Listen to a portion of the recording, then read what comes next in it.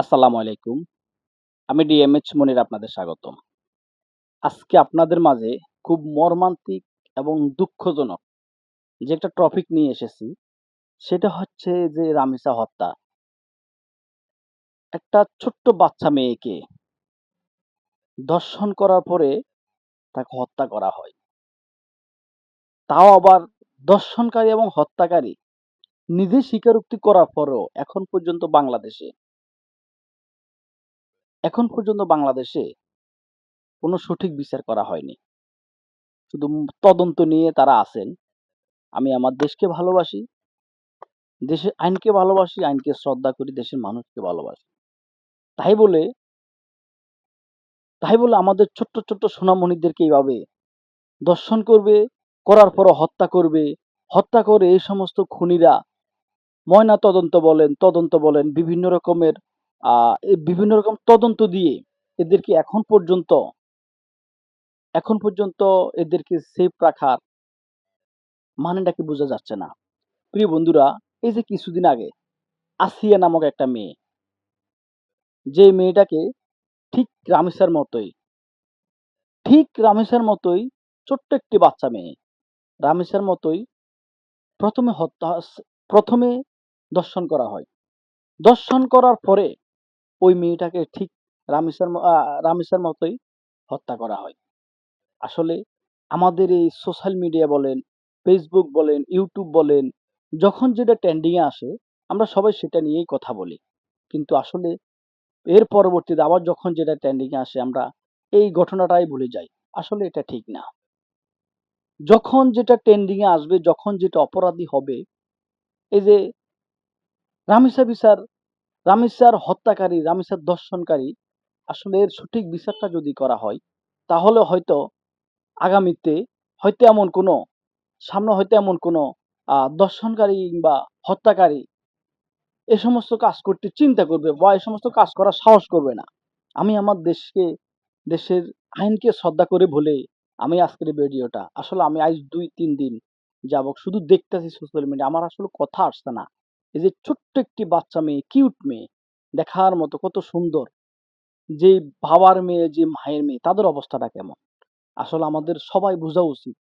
একটা মেয়ে, বাচ্চা মেয়ে কত আদর সুন্দর এই সমস্ত বাচ্চা মেয়েদেরকে চেহারার দিকে যখন তাকাই তখন মনটা অনেক ভরে যায়।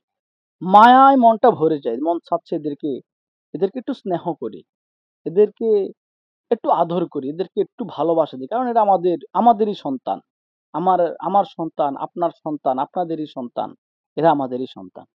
এরা আমাদের কাছ থেকে স্নেহ ভালোবাসাই পাবে। কিন্তু এরা আমাদের কাছ থেকে কখনো এই সমস্ত বর্বরতা এরা আশা করে নাই। আমি আমার দেশের সার্বভৌমত্ব, দেশের এই আইন এবং আইনকে শ্রদ্ধা করে আমি আমার দেশবাসীর কাছে একটাই উদাত্ত আহ্বান করছি, আপনারা অবশ্যই এই রামিসার ধর্ষণকারী এবং হত্যাকারীকে আপনারা অতি শীঘ্র আইনের আওতায় নিয়ে অতি শীঘ্রই এর বিচার করা উচিত। কারণ আসলে দেশের মানুষ কথা বলতে শিখেছে। দেশের মানুষ এখন কথা বলে। দেশের মানুষ সঠিক সত্যটা নিয়ে কথা বলতেছে। আপনারা আসলে মানুষের আসলে এই সমস্ত আবেগ নিয়ে, মানুষের এই সমস্ত বিবেক নিয়ে আপনারা আসলে অবহেলা করবেন না।